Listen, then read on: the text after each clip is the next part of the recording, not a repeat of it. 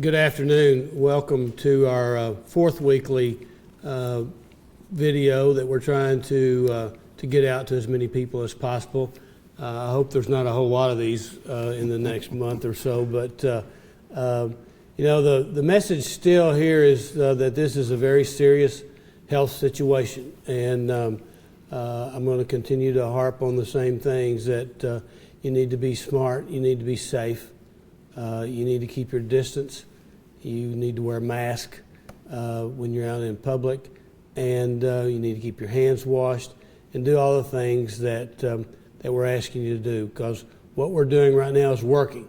And so I want to continue to have that message every week, that let's don't slow down. We've got the momentum right now, and I want it to continue in that direction. This is not fun for anybody, and the more that we pay attention to what we're doing, the quicker it'll get over. So I encourage you to do that.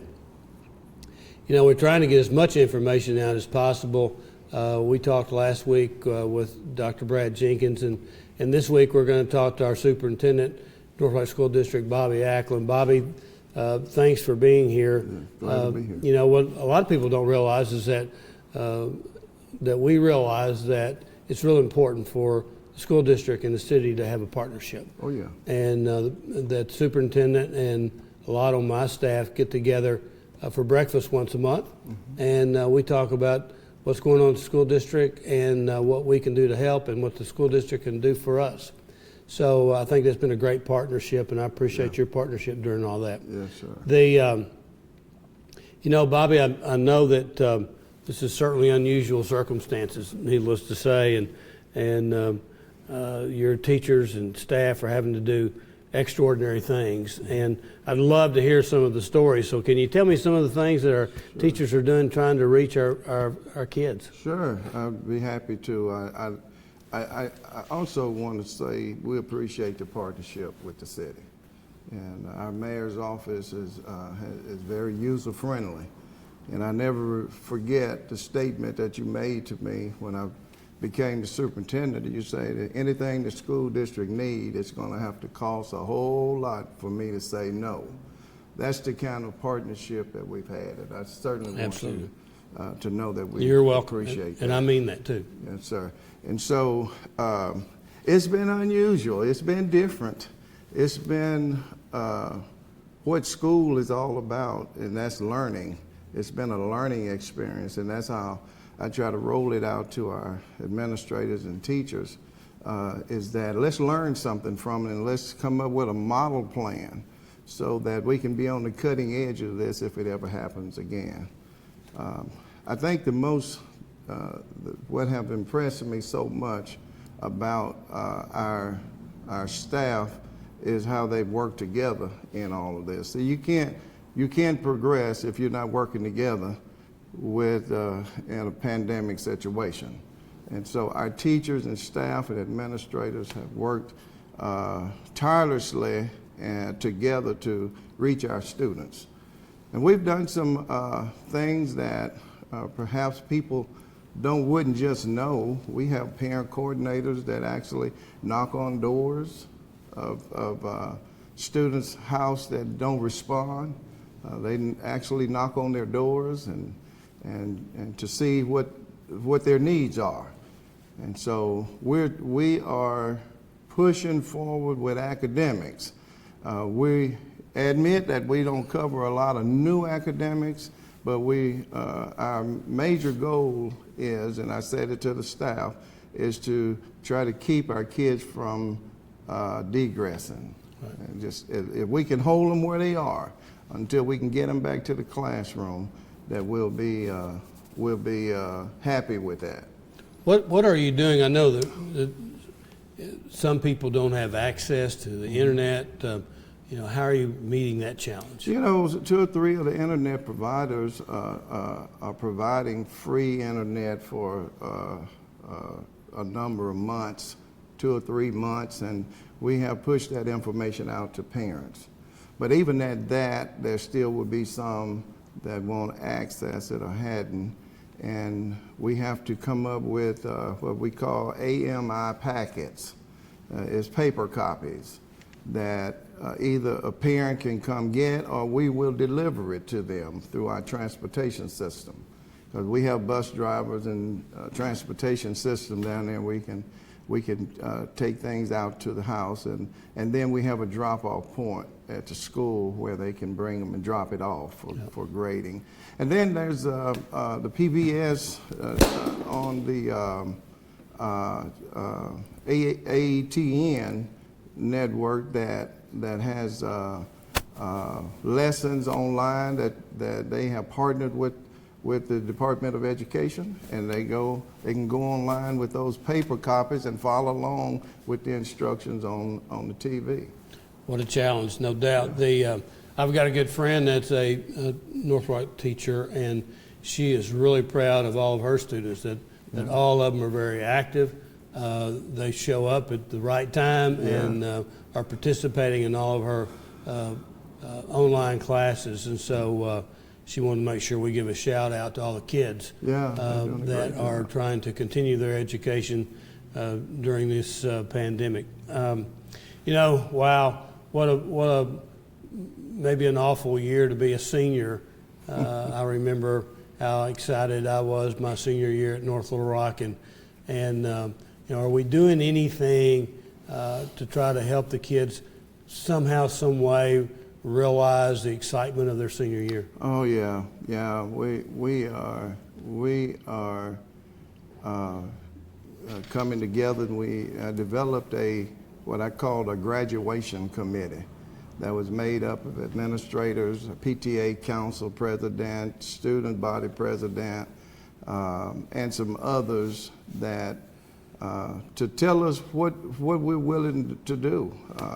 We knew we would do a virtual graduation in May, and we want to roll that out big time graduation. They've started on that project, and it'll take all the way to the 12th or 14th of May to get that done, but that will be special.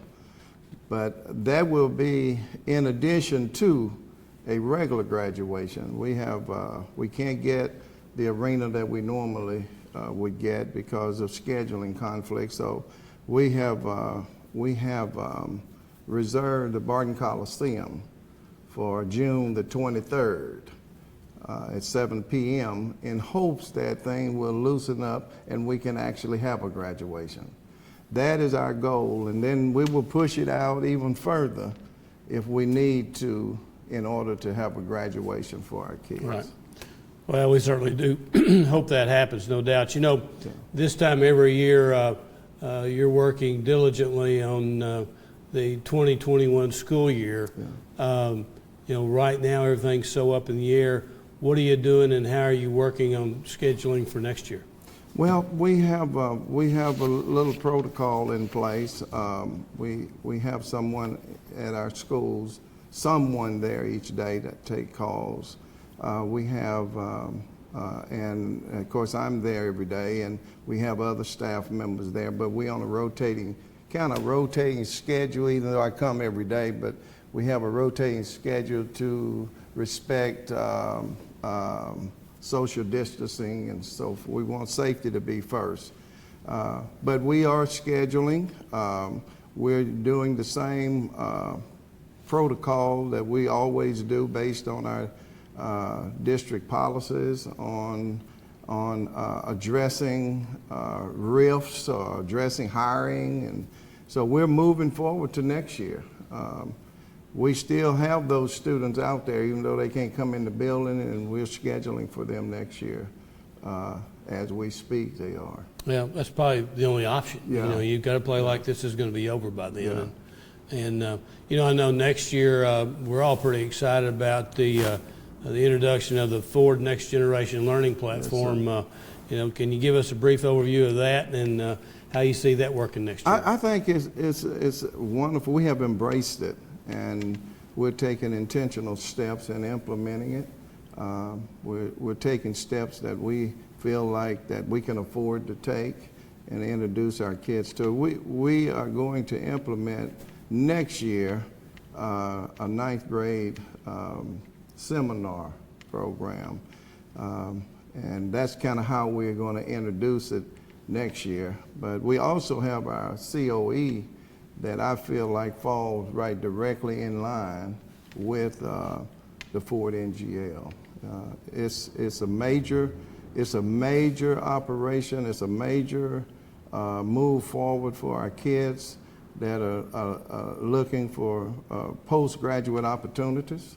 And we have just struck a partnership with UA Pulaski Tech for a career counselor. Yeah. For a career counselor, we struck that partnership, and we're looking forward with that, and that's going to help students also reach out and find opportunities for partnerships. Absolutely. I love the idea, and not everybody wants to go to college, right. And we need to start training them to get in the workforce when they get out of high school. Sure, so sure. This is a great program, great plan. I could spend an hour talking about how wonderful your staff and your principals and your teachers are. You got any thoughts to tell the city of North Little Rock just how good they are? I said on a video that I did that I wish I could hug every one of them. And I thought about it a moment, and I said, well, I guess I can virtually hug That's right. each of you. Look, you don't want to go into a situation like we're in now without a staff like I have. It just wouldn't work. It would be chaotic. But our staff has embraced it. They feed off of each other. They're dedicated to it. They're motivated. And I think even our students can feel that, and parents. We've even had parades through certain neighborhoods. The teachers have driven through with signs on their cars, "We missed you," and going through the student neighborhood and so forth. I think those are the kind of things that keep the motivation going. And our staff is the best. My staff sends me emails that even help motivate me to hang in there and appreciate the supports that they get from me. We just encourage everybody to do that. Our board to look for the positives. There's plenty positive to deal with it rather than looking at a negative, because this is a situation where everybody has to be motivated to move forward in this situation. But my staff, my teachers, my central office, the principals, I mean, they have just been exceptional in all of this. I agree 100%, and I'll echo that from City Hall to our teachers. You can't have a great city without a great school district, and your teachers are showing just what a great school district's all about. So thank you to all the staff and teachers at our school. We appreciate it very much. As we sign off, I want to say, Bobby, thank you very much for being here with me. Wrap up a few things real quickly.